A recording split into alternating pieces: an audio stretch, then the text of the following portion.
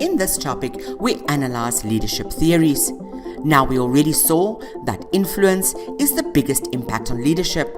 This influence can be seen as power and leads to the leadership power-based concepts.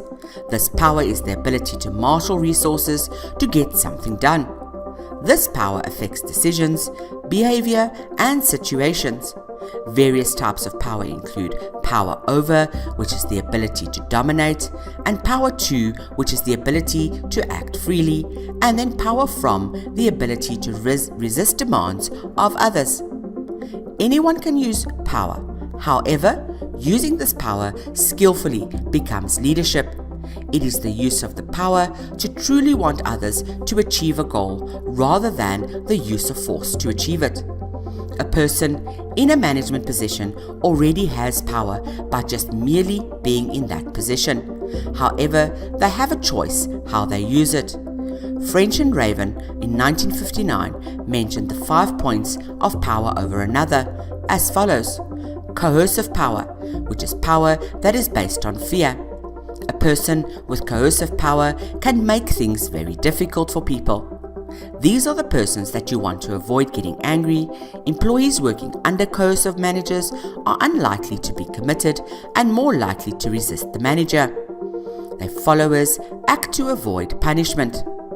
Reward power is the compliance achieved based on the ability to distribute rewards that others view as valuable, able to give special benefits or rewards to people.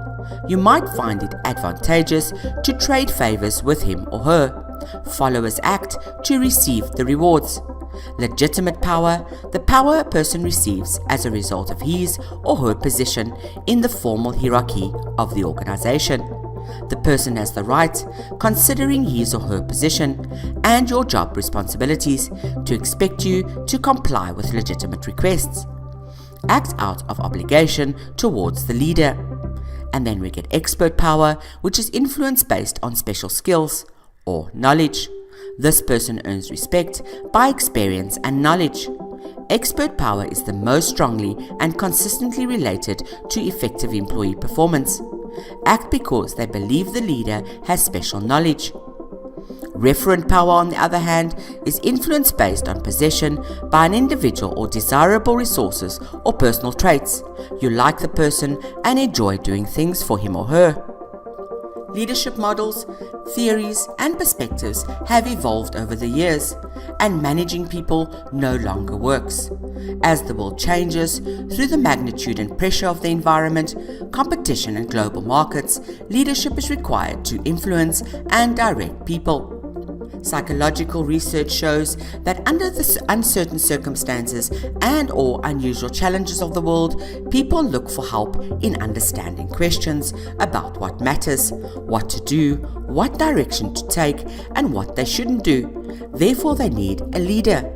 A number of theories have been proposed: the great man theory, trait theory, behavioral theories, participative leadership, situational leadership, contingency theories, transactional leadership, and transformational leadership.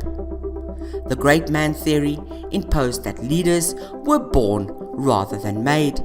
The study was based on people who were already great leaders in this early research. Because most of these were often from aristocracy and very few from lower class, this contributed to the theory that leaders were born rather than made. There was, however, the hope that a profile of an ideal leader could be derived, which could serve as a basis for selection of the future leaders, which led to the trait theory. In the trait theory, researchers tried to isolate certain traits that leaders were supposed to have, things like intelligence, assertiveness, certain height, certain weight, good vocabulary, attractiveness, extrovert personality, etc. However, from every leader researched, the base traits lacked somewhat. For instance, Napoleon, Abraham Lincoln, who was really short and he was an introvert, Margaret Thatcher wasn't attractive. This resulted in the theory that leadership was not the result of a specific set of characteristics or traits, rather how well the leader's traits matched the qualities required for a specific position. This gave rise to the emphasis of studying leadership styles, which implied that leadership is a behavioral pattern that can be learned. In the behavioral theorists identified determinants of leadership so that people could be trained as leaders. Training programs were developed to change managers' leadership behaviors, focusing behavior and relationships of people into action. From these two movements, human relations movement stressed a concern for people. The situational leadership theory was based on the theory that the best action of a leader depends on a range of situational factors. This led to a leadership style because when a decision is needed, an effective leader doesn't just fall into a preferred style of leadership. Things are not done that simple. Hornsey and Blanchard's situational leadership theory was based on telling, selling, participation and delegating leadership styles, and matched followers' development and readiness levels to the styles. The telling style is used when a follower's readiness is low and is focused on the task rather than the relationship between the leader and the follower, what to do, how to do it, etc. The selling style was used when the follower's readiness is moderately low. Roles and tasks will still be defined, but seek ideas and suggestions from the follower. The participating style is used when the follower's readiness is moderately high, where day-to-day decisions, task allocations, and processes are passed directly to the follower. Then we get the delegating style. When we use this when the follower is ready, high, control is fully with the follower, but the leader is still involved in the decision-making and problem-solving. This means that the leader should adapt their style to suit the follower development and readiness. Using one style only has effects on followers dependent on the particular style being used.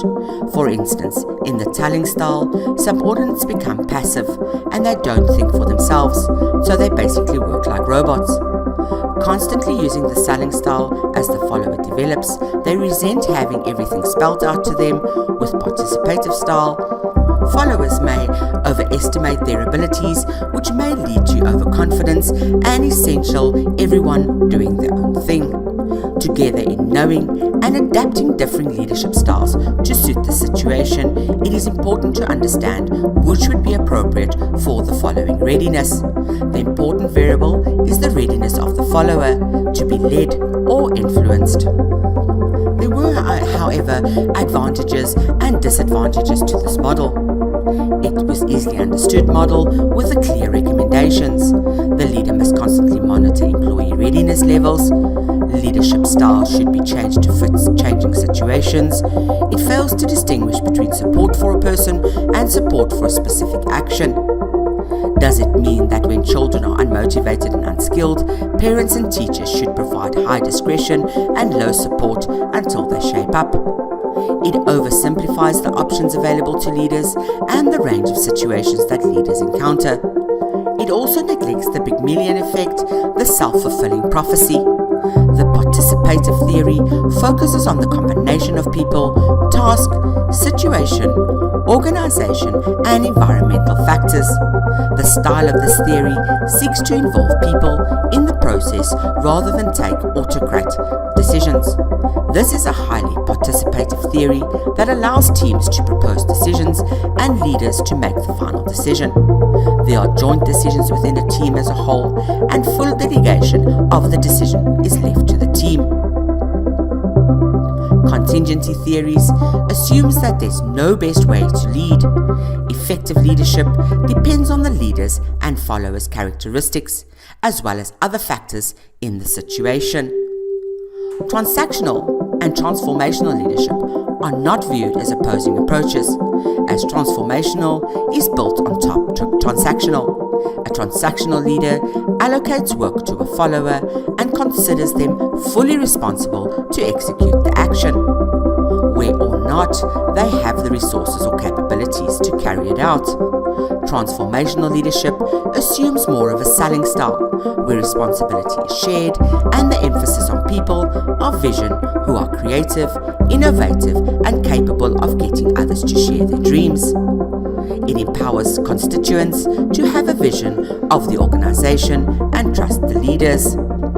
Transformational leaders develop a vision. They sell the vision, they find a way forward, then they lead the charge. They tend to see the bigger picture.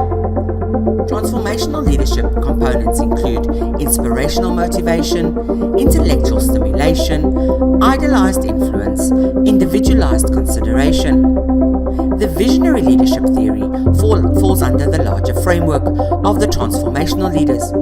Visional leaders increase efficiency by moving decision-making responsibility to the front line. Efficiency is thus achieved with limited supervision by making frontline responsible, effective, giving followers the opportunity to develop quality decision-making skills and learn to trust them. The primary element of visionary leadership to consider: priorities. Organizational priorities control the leadership style. When priority is responsibility at the front line, leadership will seek followers who can be depended on to complete the task with limited supervision. When the priority is control, leadership will organize in a way that all decisions must have approval. The policy will be do it on instruction only. When leadership is controlled by workplace policies, leaders adapt their style to the organization's priority and its goals. Visionary leadership in high-efficiency workplaces authorize decision-making responsibilities at the front line. Learning opportunity when the quality of the follower decision is controlled by the workplace learning opportunities. Everyone wants to be an achiever. Followers or drive seek opportunity in organization that have a reputation of supporting personal ambitions, where the leader's presence alone can inspire all followers. That must assume responsibility and exercise leadership. This means that to attract and keep these types of people, the work environment must inspire and exploit follower capabilities. And this is done by a company's distinctive personality, built and maintained by combining motivation, opportunity, and creating a desire to learn, results in a super motivated environment. Managing motivation through coaching and not control. Providing continuous learning opportunities, create a self-motivating and educating workforce, and narrowing the knowledge gap. And that brings us to the end of our topic on leadership theories. What have we learned? What were the main ideas? To influence followers, it is necessary to use a variety of leadership styles dependent on a number of factors. Follower readiness is a factor in deciding which leadership style should be efficient to influence the follower. Everyone values success and they are highly motivated when empowered through coaching rather than controlling. Motivation is achieved by combining motivation with opportunity to create desire. This creates learning opportunities, self-motivation, education, and narrows the knowledge gap. Transactional leadership and transformational leadership feed off both theories to provide efficient leadership dependent on the situation.